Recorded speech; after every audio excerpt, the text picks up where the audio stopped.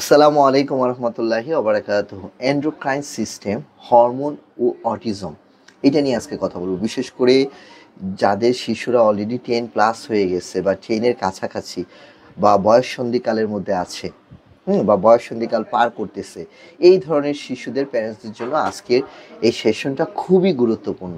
অনুগ্রহ করে খুব মনোযোগ দিয়ে শুনবেন। অ্যান্ড্রোক্রাইন এটা একটা বডির একটা সিস্টেম, সেন্ট্রাল নার্ভাস সিস্টেম, যেহেতু আমাদের একটা সিস্টেম যেটা আমাদের ব্রেনকে কন্ট্রোল করে, সেন্ট্রাল নার্ভাস সিস্টেমে সব কিছু কন্ট্রোল করে।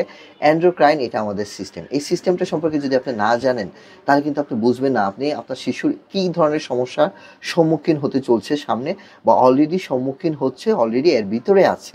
হ্যাঁ, যেটার জন্য আপনারা হয়তো বা অনেককে ব্লেম দিবেন, স্কুলকে ব্লেম দিবেন, থেরাপি সেন্টারগুলোকে ব্লেম দিবেন, প্রতিষ্ঠানকে ব্লেম দিবেন, অথচ শিশুর সমস্যা হলো মেডিকেল প্রবলেম। শিশুর সেটা শারীরিক সমস্যার কারণে তার বিভিন্ন ধরনের সমস্যা হচ্ছে, আপনাকে মেডিকেল প্রফেশনের কাছে যেতে হবে।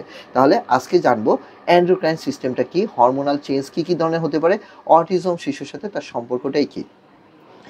অ্যান্ডোক্রাইন সিস্টেম হলো আমাদের শরীরের হরমোন নিয়ন্ত্রণকারী একটা সিস্টেম, যে হরমোনটাকে নিয়ন্ত্রণ করে। এই হরমোনগুলো শিশুদের শারীরিক বৃদ্ধি ঘটায়, শিশুদের ওজন, শিশুদের শক্তি বাড়ায়, শিশুদের মানসিক অবস্থা, কোথায় রাগ করতে হবে, কোথায় নরম হতে হবে, হ্যাঁ, এমনকি বয়ঃসন্ধিকালের সময়ে শারীরিক যে চেঞ্জগুলো আসে শিশুদের বা মেয়েদের, ছেলেদের বা মেয়েদের যে চেঞ্জগুলো আসে সেগুলোকে নিয়ন্ত্রণ করে। তাহলে অ্যান্ড্রোক্রাইন সিস্টেমটা কি?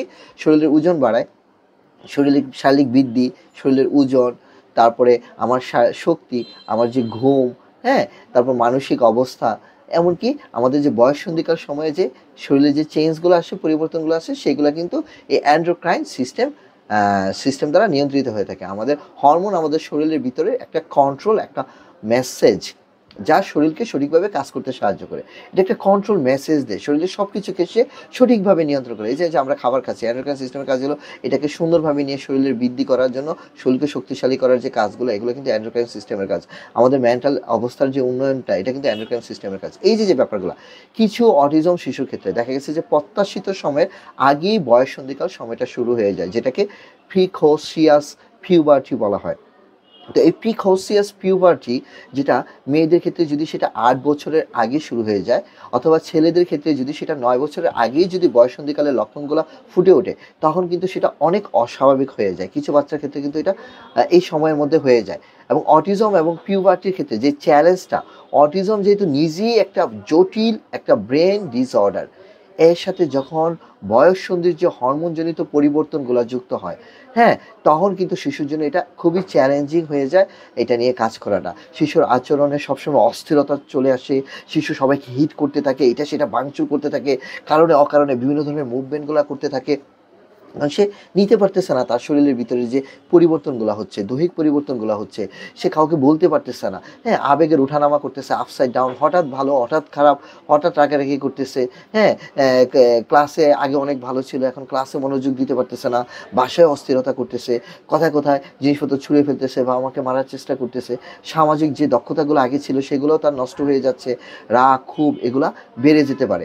এই ধরনের জিনিসগুলো কিন্তু খুবই হয়। হরমোন বা আচরণের যে সম্পর্কটা, গবেষণায় দেখা গেছে যে স্টেরয়েড যে হরমোনটা আছে, যেমন টেস্টোস্টেরন এবং কর্টিসল, এই যে দুইটা হরমোন, হ্যাঁ, টেস্টোস্টেরন এবং কর্টিসল যে হরমোনটা আছে, যেটা শিশুর আচরণ এবং আবেগ এবং বৈশিষ্ট্যের সাথে, যে বিশেষ করে অটিজম বৈশিষ্ট্যের সাথে কিন্তু খুবই সম্পর্কযুক্ত। খুবই আশ্চর্য ধরনের জিনিস। জি, হরমোনাল যে স্টেরয়েড যে হরমোনটা, স্টেরয়েড হরমোনটা যেটা দেখা গেছে, সেটার মধ্যে যেমন বিশেষ করে যেমন টেস্টোস্টেরন এবং কর্টিসল, সেটা শিশুর আচরণ, আবেগ এবং অটিজম বৈশিষ্ট্যের সাথে সম্পর্কযুক্ত হতে পারে। এই কারণে এন্ডোক্রাইন সিস্টেম এবং অটিজমের মধ্যে একটি জটিল যোগসূত্র রয়েছে।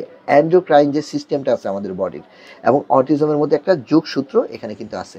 একজন ডাক্তারের ভূমিকা কি হতে পারে এই অবস্থায়? সবচেয়ে গুরুত্বপূর্ণ হলো আপনার শিশুকে অবশ্যই আপনার নিকটবর্তী পেডিয়াট্রিক এন্ডোক্রাইনোলজিস্ট, নিউরোলজিস্ট না, পেডিট্রিশিয়ান না, পেডিয়াট্রিক এন্ডোক্রাইনোলজিস্ট। ওই যে এন্ডোক্রাইন সিস্টেম, এন্ডোক্রাইনোলজিস্ট বাংলাদেশে অ্যাভেলেবল আছে, প্রত্যেকটা জেলা হসপিটালে আছে।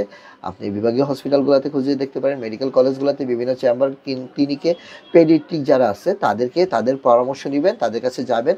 ওনারা বিভিন্ন ধরনের এটাকে চেক করবে, আপনার ছেলেকে এবং মেয়েকে দেখবে যে হরমোনজনিত বিষয়টা কি আগে চলে আসছে কিনা, বা কোনো সমস্যা হচ্ছে কিনা, বা কী ধরনের সমস্যা হচ্ছে, ওনারা এটার সঠিক সমাধান আপনাকে দিবেন। এই সময়টাতে অভিভাবক এবং স্কুলের শিক্ষক বা থেরাপিস্টগণ শিশুকে মানসিকভাবে সহায়তা দিতে হবে। শিশুকে কোনোভাবেই স্কুল বন্ধ করে দিবেন না, থেরাপি সেন্টারে যাওয়া বন্ধ করে দিবেন না। শিশুর অনুভূতিগুলোকে আপনারা গুরুত্ব দেন, অতিরিক্ত তাকে একটু সময় দেন, তাকে ভালোবাসা দেন, তাকে যত্ন দেন। এবং যারা ইসলাম প্র্যাকটিস করেন তারা ইসলামিকভাবে তাকে, তার অস্থিরতা বা তার ইয়াটাকে ম্যানেজ করার চেষ্টা করেন। নামাজ, বিভিন্ন সূরা দিয়ে তাকে কাম ডাউন করার চেষ্টা করেন। শিশুকে কখনোই একা ফেলে দিবেন না, সব কিছু থেকে বন্ধ করে দিবেন না। মনে রাখবেন, সঠিক যত্ন, সঠিক চিকিৎসা, বাবা মায়ের সঠিক চিন্তাভাবনা, তাদের সন্তানদের মানসিক সহায়তা দেওয়া, এবং সেখানে বাবা মা, স্কুল, থেরাপি সেন্টার সবাই যদি একসাথে কাজ করি, তাহলে শিশুটা আবার সুস্থভাবে স্বাভাবিক জীবনযাপনে ফেরত আসবে ইনশাআল্লাহ। তাহলে প্রয়োজন হলো বিশেষজ্ঞদের সহায়তা নিতে হবে। এখানে কাউকে ব্লেম না দিয়ে বিশেষজ্ঞদের কাছে যান, এন্ডোক্রাইনোলজিস্টের কাছে যান, পেডিয়াট্রিক এন্ডোক্রাইনোলজিস্ট, ওনার কাছে যান এবং সঠিক চিকিৎসা নেন। ভালো থাকবেন, সুস্থ থাকবেন। আসসালামু আলাইকুম ওয়া রাহমাতুল্লাহ।